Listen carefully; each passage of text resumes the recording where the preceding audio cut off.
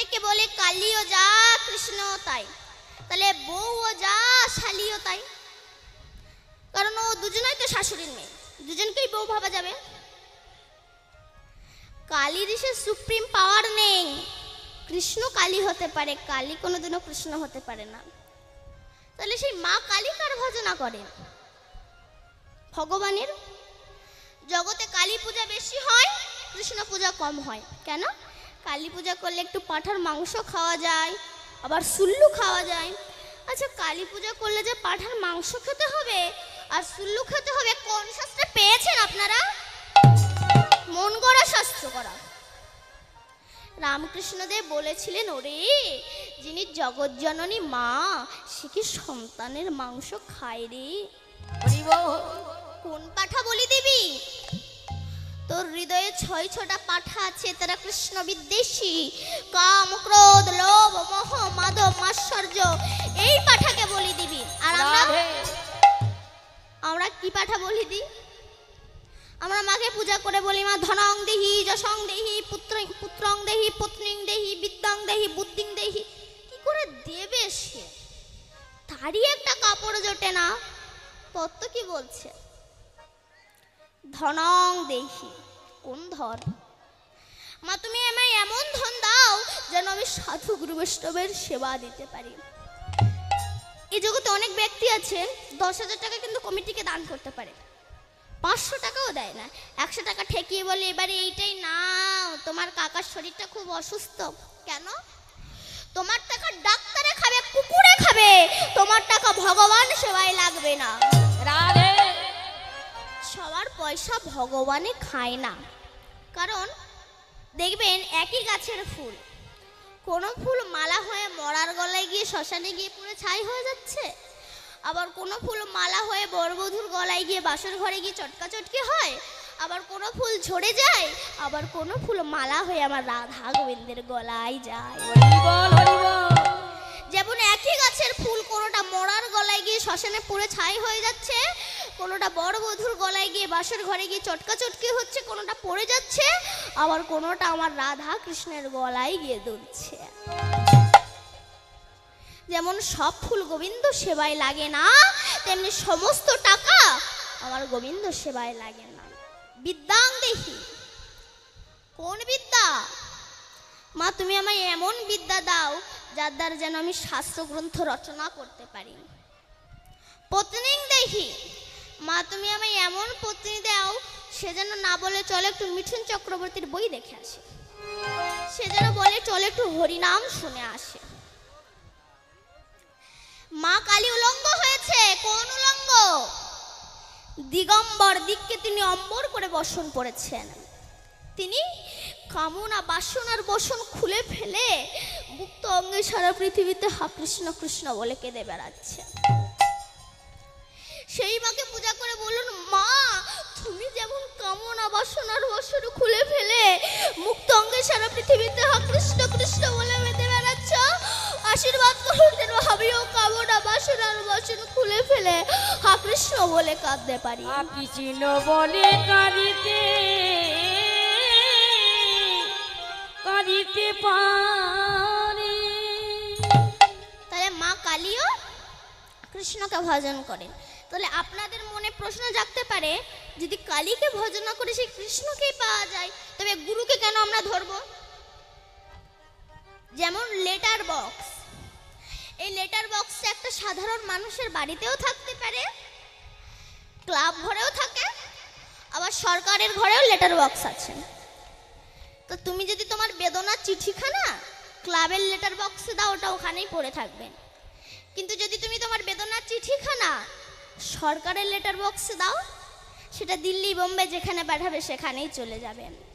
ঠিক তেমনি তুমি যদি তোমার এই মনের দুঃখের কথাটা, এই বেদনার চিঠিটা যদি তুমি সংসারের কাছে দাও, আরো বেশি করে তোমার ঘাত প্রতিঘাত আঘাত লাঞ্ছনা যন্ত্রণা তোমার সহ্য করতে হবে। কেন? এ জগতে ভালোবাসা ততদিনই থাকে যতদিন দেহের রস যৌবন আর টাকা থাকবে। যৌবন ফুরিয়ে যাক, টাকা ফুরিয়ে যাক, ভালোবাসাও সঙ্গে বিদায় নেবে। একটা পাতিলেবুকে অনুষ্ঠান বাড়িতে 4 ভাগে ভাগ করে 1 থালি দিয়েছে। তা প্রথমবারে যখন চাপ দেয় গল গল গল গল করে রস পড়ে, তারপরে যখন চাপ দেয় রস শুরু হয়ে পড়ে, তারপরে 1-2 ফোঁটা পড়ে, তারপরে তো পড়ে না, একেবারে আঙুল ঢুকিয়ে ঢুকিয়ে সিটি করে দেয়। এবার ভাত খেয়ে উঠে চলে যাচ্ছে, তখন সেই লেবুর খোসা বড় আক্ষেপ করে বলছে, ওহে মানুষ, তুমি তো আমার রসে ভাত খেয়ে পরিদীপ্ত হয়ে উঠে চলে যাচ্ছ, তো আমাকে কিছু বলে যাবে না? তখন সেই মানুষ বলছে, তোমাকে আর কি বলবো, তোমার সঙ্গে সম্পর্ক ছিল যতক্ষণ তোমার দেহের মধ্যে রস ছিল, রস নাই তোমার সঙ্গে আমার কোনো সম্পর্ক নাই। ভালোবাসা ততদিনই থাকে যতদিন দেহে যৌবন থাকবে আর তোমার টাকা থাকবে, ততদিনই তোমার সঙ্গে ভালোবাসা থাকবে। তাই তুমি তোমার যদি বেদনার চিঠিখানা সংসারের কাছে দাও, আরো বেশি করে ঘাত প্রতিঘাত পাবে। কিন্তু যদি তুমি তোমার বেদনার চিঠিখানা সরকারের লেটার বক্স অর্থাৎ গুরুর চরণে দাও, ওটা আবার গোবিন্দের কাছে পৌঁছে যাবে। নিতাই গৌর হরি বল। তাহলে মা কালী ইনি ভগবানকে ভজনা করেন। এবার শৈব মানে শিব, শিব ইনিও ভগবানকে ভজনা করেন। কারণ ভগবান যখন 125 বছর বয়সে জরাব্যাধের তীরে দেহত্যাগ করলেন, তখন নারদ এসে বলছে, প্রভু আপনি ভগবান, তা আপনি সঠিক ভগবান না রেডিমেড ভগবান, আপনি একটু আমাকে বলুন। তখন ভগবান বলছে, কেন? বল, তুমি যদি ভগবান হবে তা সামান্য জরাব্যাধের তীরে তুমি দেহত্যাগ করলে কেন? তুমি তো ফু দিয়ে তাকে উড়িয়ে দিতে পারতে। তখন ভগবান বলল, নারদ, আমি পূর্বজন্মে বালিকে নৃশংসভাবে হত্যা করেছিলাম, তাই বালির পুত্র অঙ্গদ পিতৃ হত্যা প্রতিশোধের জন্য আমাকে বলেছিল, প্রভু যেমন আপনি আমার পিতাকে নৃশংসভাবে হত্যা করেছেন, কথা দিন যেন আমার হাতে আপনার মৃত্যু হয়। ভগবান বলেছিল, এ যুগে হবে না, আগত দাপর যুগে তুমি হবে জরাব্যাধ, আর তোমার হাতেই আমি দেহত্যাগ করব। তখন নারদ বলছে, আচ্ছা প্রভু আপনি কি কোনো অপমান করেছেন, আপনি কি কোনো পাপ করেছেন? ভগবান বললেন, আমি করিনি, আমার বংশ করেছে। কোন দিন? একদিন রাস্তায় কৃষ্ণের ছেলেরা সব খেলা করছে, আর ওই পথ দিয়ে দুর্বাসা ঋষি যাচ্ছিল। তখন কৃষ্ণের একটা ছেলে আর একটা ছেলে শাম্বকে ডেকে বলছে, তুই তো মেয়েদের মতো দেখতে, ওকে ভালো করে মেয়েদের মতো সাজিয়ে শাঁখা পরিয়ে সিঁদুর পরিয়ে পেটের ভিতর কিছু ন্যাকড়া চোকড়া ঢুকিয়ে দিয়ে, আর দুর্বাসা ঋষির সামনে এসে বলছে, এটা আমাদের ভগ্নী, বলুন এর পেটে কি সন্তান আছে, ছেলে না মেয়ে? দুর্বাসা ঋষি তিনি তো সবই জানেন, বলে সরে যাও। কিছুতেই সরে না, না তুমি বলে দাও। তখন দুর্বাসা ঋষি বলল, তোর পেটে যা আছে তা তোর বংশ ধ্বংস হয়ে যাবে। খুলে দেখে কিনা ওটা একটা মুষলে পরিণত হয়েছে। দাদু উগ্রসেনের কাছে ছুটে গেছে, দাদু আমরা ঋষি মুনিদের সঙ্গে ইয়ার্কি মারতে গিয়ে আমার ন্যাকড়া চোকড়া মুষল হয়ে গেছে, কি করব? সর্বনাশ, দুর্বাসার কথা, যা এটা গিয়ে পাথরে গিয়ে ঘষে দে।